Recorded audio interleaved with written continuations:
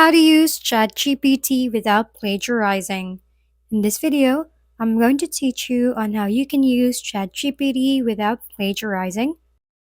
First thing you need to do is to understand the basics of plagiarism. Once you have done that, simply don't copy all the answer that ChatGPT gave you. You need to review it and revise it on your own, or you can use a website that will revise it. It is better that you add your personal insights to make it unique. Next, use proper citation styles based on the type of information. Also, you can utilize a plagiarism detection tools. After you finish writing it and revising it, go to a plagiarism checker website like Grammarly and paste it and check if it is plagiarized or unique.